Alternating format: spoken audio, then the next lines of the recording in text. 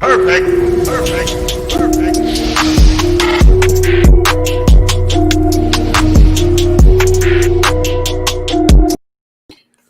What is going on, everybody? I go by RB, and welcome back to Philly Take with RB. You guys know what to do. Go ahead and smash that like button. Hit the subscribe if you are new, and ding that notification bell so you're always notified whenever I upload or go live. It's been a while since we came back and did one of these Philly Talk live streams. Now, I was going to upload a video today, but instead I was like, let me just come on here and talk live and, kind of do it in live stream form. We're not going to be on here forever, but I thought I'd give you kind of a live podcast episode. So whether you are in here right now or whether you are tuning in on the second or third time around later tonight, be sure to smash that like button and hit that subscribe, and you guys know what to do. Now, we have some talking points to really hit on. I don't know how long, probably be on here for like 30 minutes or so.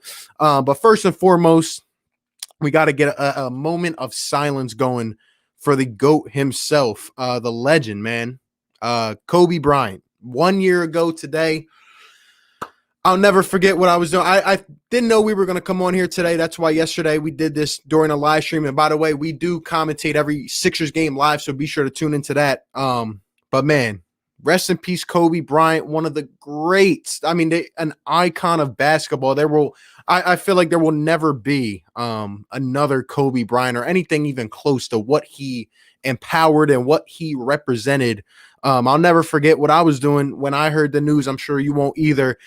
It's just so sad, man. It's just so sad. And the dude had a lot left to give, even after basketball, his daughter as well, all the other families that were affected in that crash. And it's just sad, man. At the end of the day, Kobe Bryant, a legend, gone, but never, ever forgotten. So just a moment of silence here. Rest in peace, Kobe, in the chat. Dang, man.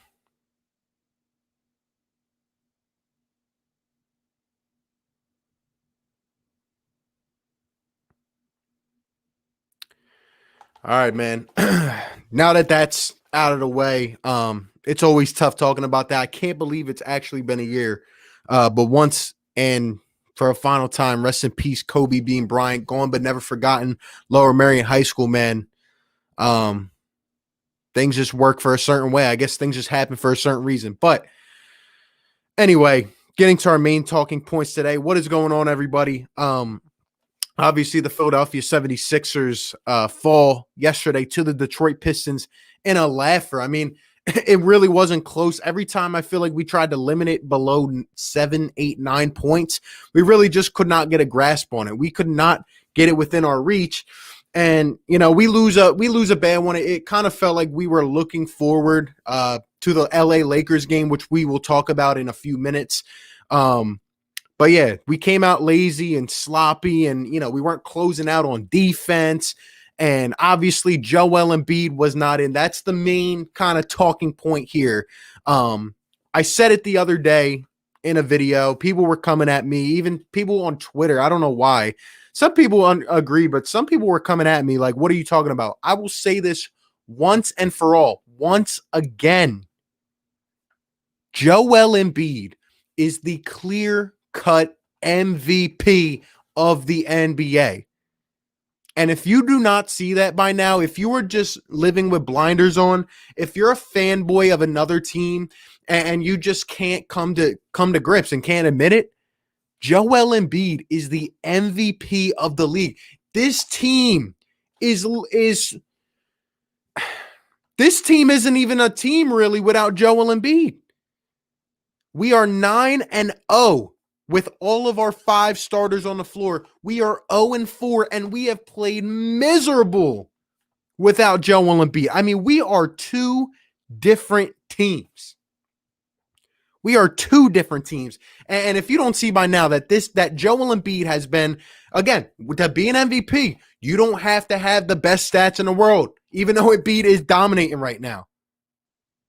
Joel Embiid has been the most valuable to his team. Without Joel Embiid, this team would have 5 to 7 wins at the most. Joel Embiid has been the MVP of the league so far, and it is not close in my mind. Now, given that, Yesterday, we saw our other guys not be able to step up. Everybody was it was almost like, we just didn't really care. We didn't have enough to muster into yesterday's game because we're looking forward to our first real test, which, like I said, we will talk about. But talking about Ben Simmons and Tobias Harris, when Joel Embiid is out, and look, I'm telling you guys, I'm praying that Joel is not out. I'm praying that, when we get to the playoffs, when we get in crunch time, we cannot miss Joel Embiid, or else I'm literally going to be, it's just not going to be good. If Joel Embiid misses time in crunch time, look, I understand sitting him during the season, resting him up, because when we get to the playoffs, we're going to need a full, healthy Joel Embiid. But when it comes to Ben Simmons and when it comes to Tobias Harris, we have to talk about this. Tobias Harris had, I think, 25 yesterday, 25 points, 7 rebounds.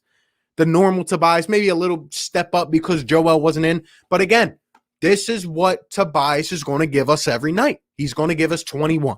He's going to give us 23. He's going to give us 25 on some nights. Some nights he's going to give us 18. That is who Tobias is. Whether we like it or not, the contract doesn't really justify what he is. But what he is not a max player. He's a 20-point-a-game type of guy, and that's all we hope for coming into the season. Doc has unlocked that version of Tobias. I don't think he'll ever get better. I think that is just who he is. 20 to 22 points a game. Simple as that. And he gave us that last night. He shot the ball 19 times. When Joel Embiid was out, Tobias took more shots. Tobias stepped up. He said, give me the ball. Now he disappears in moments in the games, but overall, Tobias Harris did what he had to do. Gave us 25.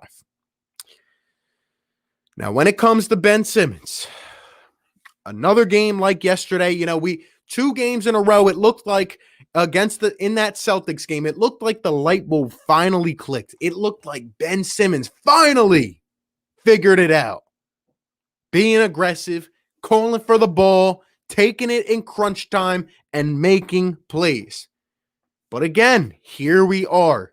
And let me just get this straight. Yesterday, I don't think Ben Simmons didn't want anything. I don't think he disappeared per se.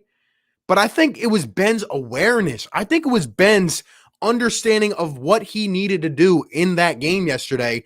For Ben to come out, he really didn't play that much in the first half because he got 3 fouls in the first 7 minutes. And then early in the third quarter, Ben Simmons bites on a terrible pump fake.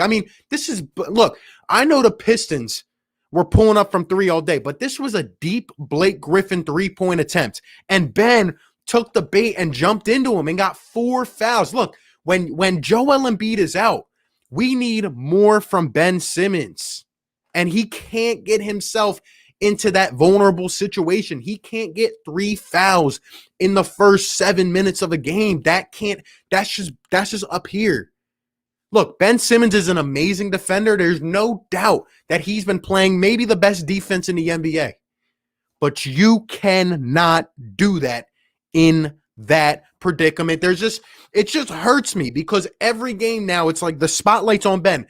Ben even took, what's crazy? We came into this season saying, oh, is Ben Simmons going to shoot the 3? Is he finally going to shoot? Now we got to worry about him coming out and just putting up 15 and just being aggressive. Like, you see what I mean? It's just not like... It's just not what we expected. And I thought after those 2 games, I really thought that Ben had finally found it. Like, all right, here's my spot. Here's what I have to do. And that's that. But if Joel Embiid misses time, can Ben Simmons play without Joel Embiid? I don't know the answer to that question. It doesn't look like it. We needed more out of Ben Simmons. He finished the game with 11 points. Now, usually people are satisfied because he puts up 8 to 9 rebounds, maybe 10, maybe gets a slight triple-double, 11, 10, and 10, something like that. But he just could not impact the game on the offensive side yesterday because he was not in, because he kept committing fouls. And that cannot happen. That cannot happen, man. As much as I enjoy Ben Simmons, it can't happen. It cannot happen.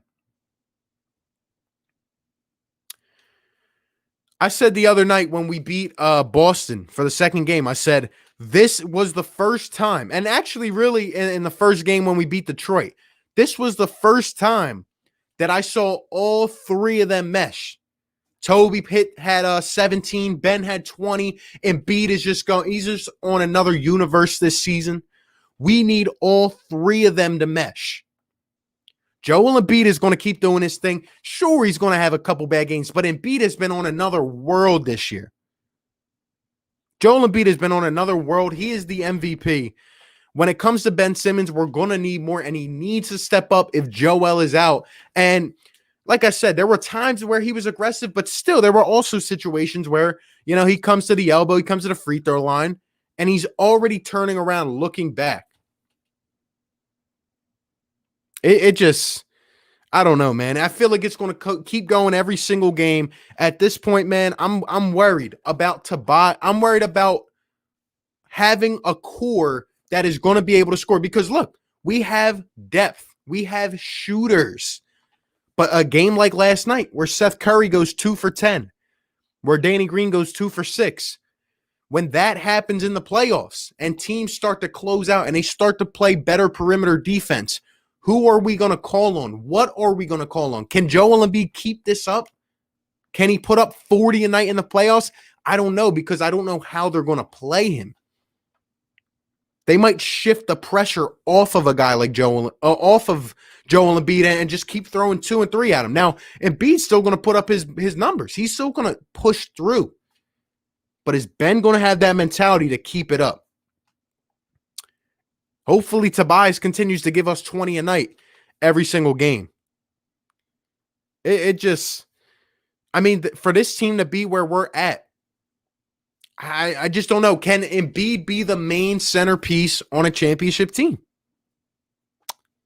Can he be a main piece on the championship team? I feel like it depends how our shooting is and who else is able to score at will. And if they want to. But we need more. We need more. Again, we know what Ben's going to do on the defense side of the ball, but you're being paid like a star, and that was your potential when we drafted you and we paid you, and he had 2 games where it looked like he figured it out. We need more of that.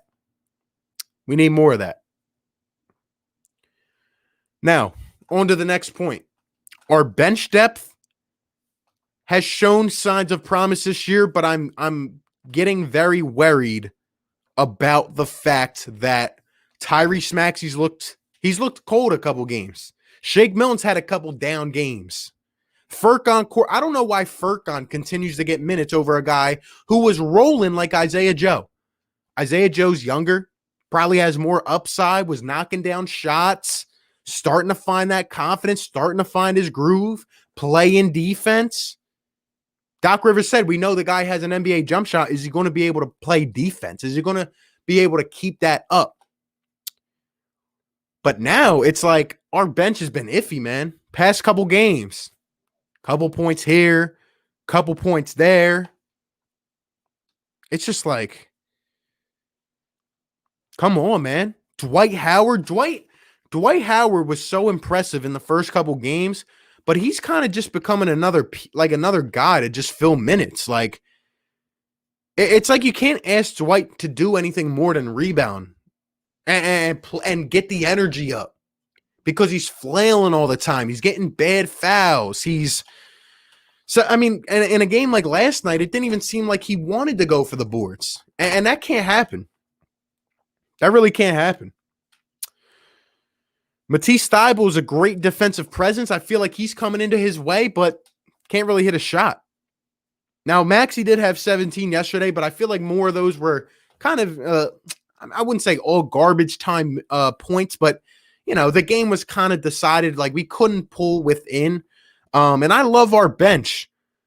But at this point, where we are at, I'm really feeling personally that we may need another scorer, and we also may need a bench piece, whether it's a guy who might be a fringe starter on one of these teams who's going to be tanking and selling off pieces left and right. I mean, look at the Pistons.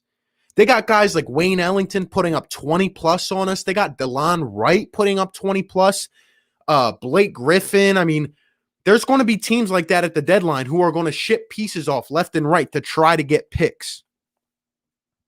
So in my opinion, I think we honestly are going to have to go out and acquire a piece at the deadline. Last year we went out and we got Alec Burks and Glenn Robinson. Now, obviously Brett Brown didn't know how to incorporate these guys, but I think we're going to need a scorer off the bench.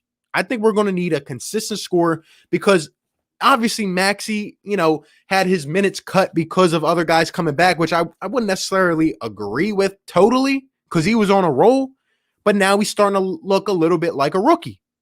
And there's guys on the market. I'm seeing the Pelicans shipping guys around. I'm hearing Bulls rumors. I'm hearing this and that. Like, there's going to be piece. We're going to need another bench piece, and I think we're going to need another starter. That's just how it is, man.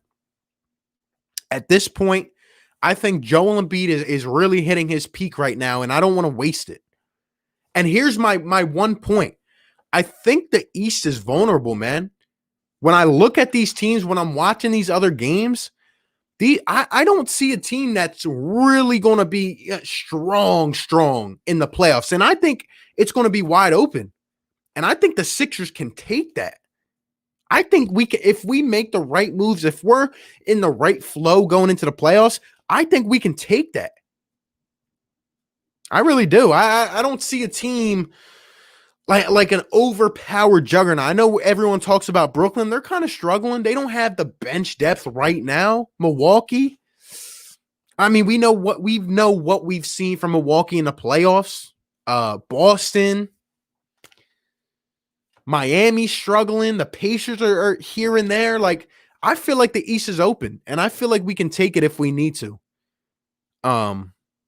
So I think this might be, I originally said this year, like, it's not a must-win year, but at the end of the day, like, if the opportunity's there and we're this close and we're meshing like this, and it's only going to get better, as we move on into the season.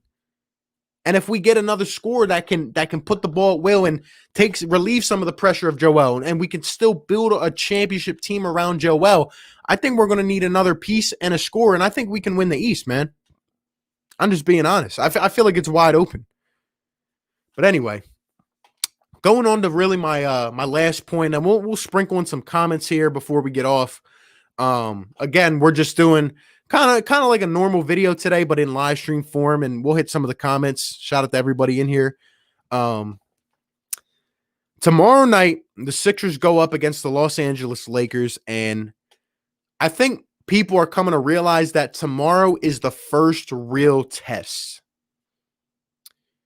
Tomorrow's the first real test. Now, obviously, we laid an egg last night, but tomorrow, we have to come out. We have to come out with our you-know-what on fire. We can't come out and we can't go back and forth. We can't trade buckets left and right and let, not close out on defense and not move around and not get it to Embiid and Ben's distant and Tobias is taking off a quarter or two. We need to come out and we need to make a statement. I'm going to say those three words many times before, during, and probably after tomorrow night's game. We have to make a statement tomorrow night because all other people think is that the Sixers have just played below average teams. And the truth of it is most of the teams we have played are. But I've been saying since the beginning of the season that I believe in this team because of the way they are winning games. It's not every game is a close one, a tight one, a heavy breather. Like, no, we've been dominating, especially early on. And when our starting lineup has been in, like I said, we are 9-0. We're 9-0 with our lineup in. Everybody should be healthy tomorrow. We're going up, obviously, against LeBron and AD. AD struggled a little bit, but ever since, he called himself out the other night, had a good game. But the Lakers got even better from last year. They have a good team, and it's really going to give us a sense of what we are. Because if we can come out tomorrow and we can make a statement like, all right, we come out, we played all these other teams that aren't really relevant, But we come out and we beat a fully healthy Lakers squad, and we do it convincingly, and Joel goes for 35 plus, and Ben's putting up 15 to 20, and Tobias is giving us our 18 to 20, and our shooters are knocking down, and we don't succumb to the pressure that the Lakers are going to bring on us. I think we're a competitor, man. We haven't really seen a lot of tests because guys have been out this year. Rosters haven't been fully healthy. But tomorrow is a statement game. If we come out, and usually we play good against the Lakers. We play good against LeBron. So I'm confident. However, we cannot look anything like we looked the other night. We can't have one of those games where we just come out and just easy going. I mean, this is prime time NBA matchup. This is two squads who look like they can honestly contend this year. What are we going to do? Are our stars going to come out and play like stars? Are they going to rise to the occasion? Are we going to come out as Ben going to be all over LeBron? Is Joel Embiid going to be able to pass out of the doubles? Is he going to be able to back down AD? Is Seth and is Danny Green going up against his former team going to be able to knock down? Is Dwight Howard going to give us a few meaningful minutes off the bench? Well, how about our bench? I know the Lakers have upgraded their bench. They're getting production from their bench. Are our guys going to come out and hit shots tomorrow? I think tomorrow is a statement game. Tomorrow is what I would say the first real test of the season. We come out, we show we're made for it. Well, I'm ready to go. There will be a lot of Ben Simmons talk after tomorrow. There will be a lot of Joel Embiid talk after tomorrow. Can Embiid continue to put these numbers up against a team like that? And can Ben Simmons come out and be aggressive? Ben cannot have one of those 9-point games tomorrow.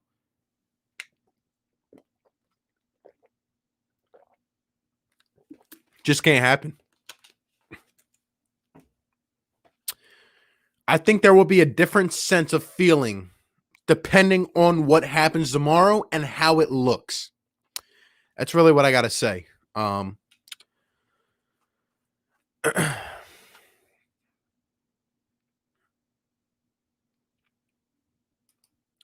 Mr. Merrill says, I agree. They're closing out games and the offense looks much better than last year. Tomorrow is a great measuring stick game. I agree. Tomorrow's a great benchmark for this season because it's our first test and Doc's got to get them boys motivated. Doc's got to get those boys motivated. They got to come out with the fire. They have to come out in stride like they have. You know what I mean? Or else we're gonna have to have a big conversation this week, depending on what happens tomorrow night.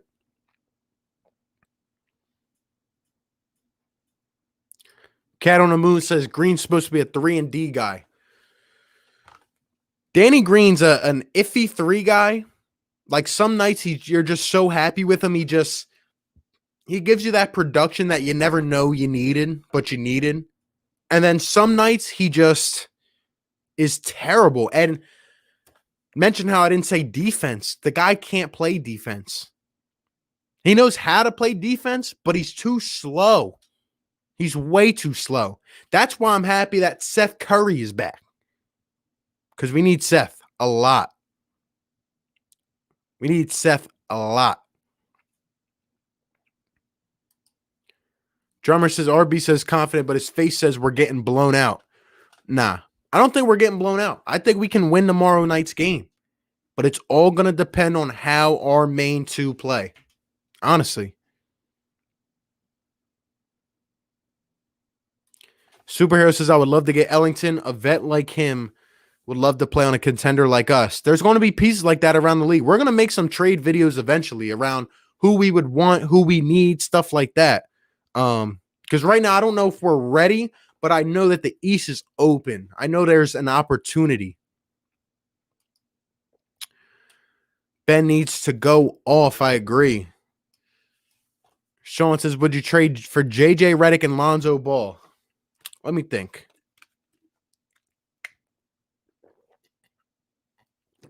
I would absolutely trade for JJ Redick.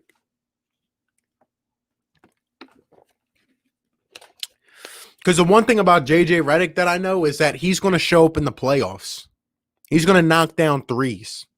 Now, maybe he's not going to be able to hold himself on defense, but again, I think that the system kind of takes a little bit of the pressure off the players. But again, our defense is bad right now too, so I don't know. Depends what we would have to give up to get them. I think we need a scorer, man. On the floor, in the starting lineup, maybe another scorer, maybe another star, a superstar, whatever you want to call it. And I think we need a scorer off the bench that's going to be consistent, and we just need to play better defense too.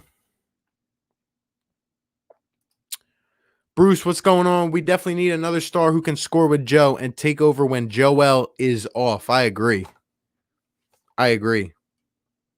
I'm just wondering at this point, like, do we have enough? You know, it's kind of hard to know. But I think games like tomorrow is where we really start to build the basis for what do we have, what do we need, because Daryl Morey's already, Daryl Morey is constantly working the phones. He's doing what he has to do.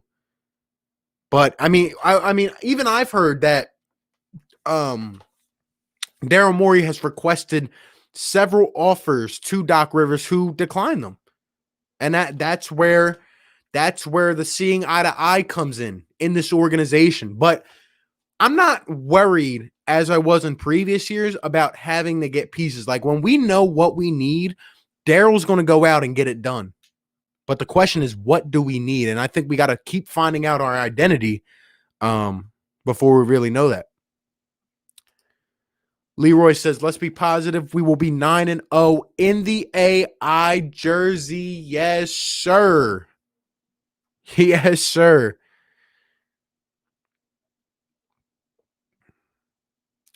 BLSG says, good news, Joe's playing. Bad news, Seth is a game-time decision with an ankle injury listed as probable.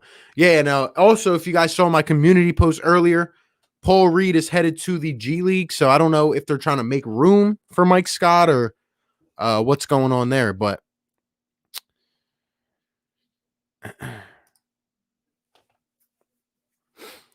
think we should go and get D-Rose for scoring and vet leadership and marketing for a good backup for Harris. I think I would not mind a stretch four, man. I would not mind another stretch four at the bench because I feel like we find ourselves in these situations where we have to run small ball off the bench with Dwight, and it's, I don't know, it kind of gets wacky sometimes. But as long as we're getting scoring, man, and again, our defense still has to step. I think our capabilities on defense are there. We just got to mesh, and we got to play hard on every possession. That's what I think.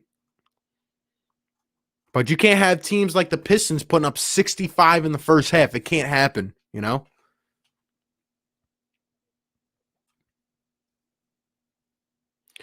Cat on the Moon says 100 in the chat. Hit the like if you want Sixers to beat the Lakers. Hey, everybody in here, smash that like. Get it to 100. Appreciate you guys for being in here. Don't know how much longer. Probably be on for a couple minutes, but kind of wanted to do my regular video, but sort of in a live stream fashion, just so we could read some comments here at the end. Maybe I'll start doing this more often. We'll see.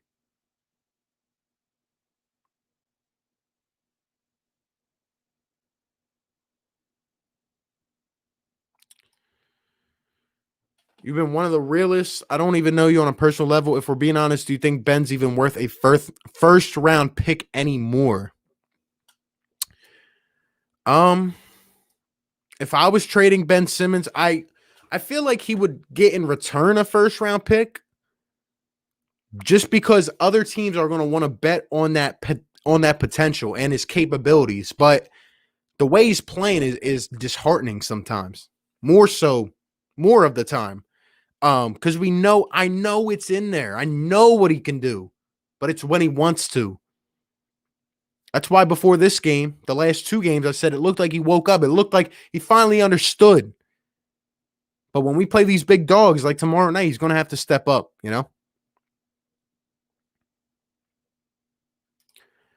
You keep saying we could win the game and not we will. Well, first off, one thing you learn in sports is you never guarantee a win. Never do that. Number two, I do commentate the games. I do the play-by-plays, and we do those for every Sixers game. And before that is when I give my prediction, win or lose for the game. So I'm going to think about it more today and tomorrow and, see who's playing and see how things are rolling. But I'll let you know tomorrow night before the game. You can win any game on any given night. We saw that yesterday.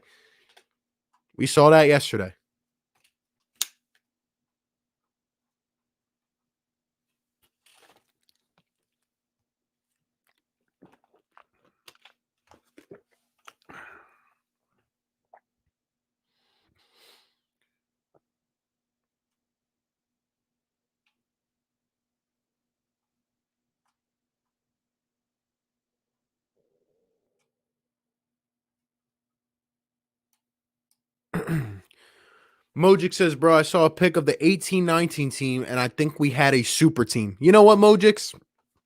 Our bench wasn't as good as we needed it to be. But here's the thing, and here's the recurring theme I see in Philly fans. It's that satisfaction factor. Again, our 2018 team, we had a team that could contend and go all the way. Now, part of it was the Warriors being banged up, right? Part of it was other teams and how those things factored out. But we had a team that could go all the way. But there's people in the fan base that are satisfied, that want to excuse guys like Brett Brown of blame because, we won 50 games, right? We got to the second round, right, with young stars. No, I'm on your level, Mojix. We had a team that could contend. We had a team that could go all the way. And I feel the same thing's happening this year. We're still trying to make that judgment about who we are and how far we can go. But we can't settle for what we are right now. I want to be great. I want this team for the next 2 to 3 years to be great. That's all I want. And whatever is going to happen, whatever we need to happen, I'm willing to do whatever it takes to win a championship. That is all I care about. I want the team to be great. I know we're 12-6. I know we've had a good start and there hasn't been the best conditions, but we have to be great and we have to expect great.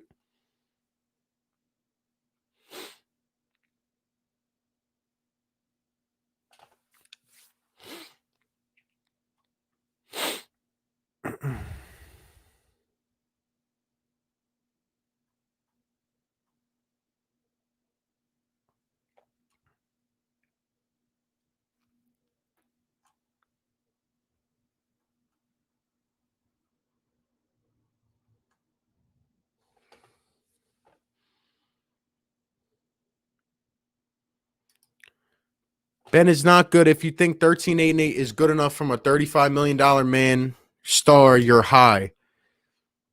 Again, we need more. We just need the most. We need the most. I want to maximize everything. That's what I want to do. Because I see a team that can compete. I think we're deep. I think we are. GT says, always talking him up, total denial and refusal to address on his obvious poor performances. I don't know if that's at me or someone else, but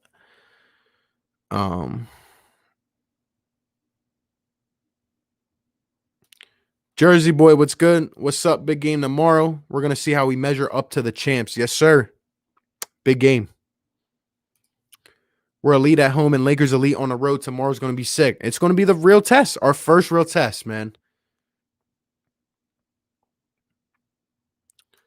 I can stay for the rest of the stream. Nah, we're all good, man. We're about to hop off here in a couple minutes. I just wanted to do similar to like a regular video, but in kind of on a live stream today.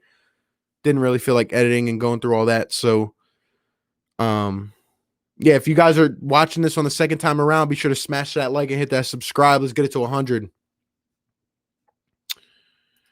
Philly Talk Podcast, what's going on? My guy in the house is big game tomorrow, bro. Yes, sir. We're going to get a good idea of who we are tomorrow night. That's all I got to say. Are you worried Embiid's back stiffness might cost him the MVP? Maybe, but I feel like Embiid's been on that kind of, like, it depends how many games he plays, but that kind of level is just amazing, man. What he's doing right now. He's obviously the top, or at least top 2 or top 3. I think he's the MVP of the league right now. But I don't even think Embiid's been hurt. I think Embiid's in great shape. I mean, it looks good late in games. I think they're just trying to rest him with all these back-to-backs and get us ready. So I think Embiid's been the man.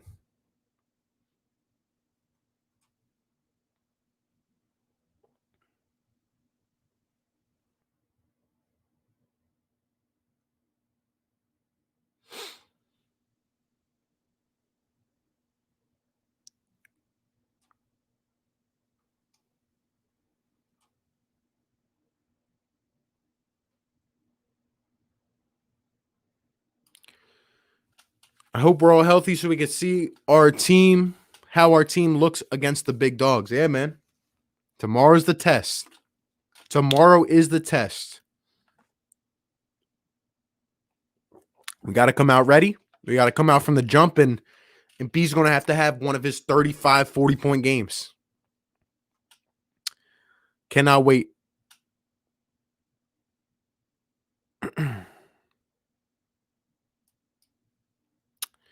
Seth, my guy, very excited for the game. Never a dull moment watching Embiid work this year. He's playing at a very high level. And yeah, that's kind of what we'll end on here. Look, cherish what you are seeing from Joel Embiid right now. Take it in and cherish it, because the body of work that Embiid is putting forth right now is second to none. I don't want it to get swept under the rug. I don't want to wish I had appreciated this more.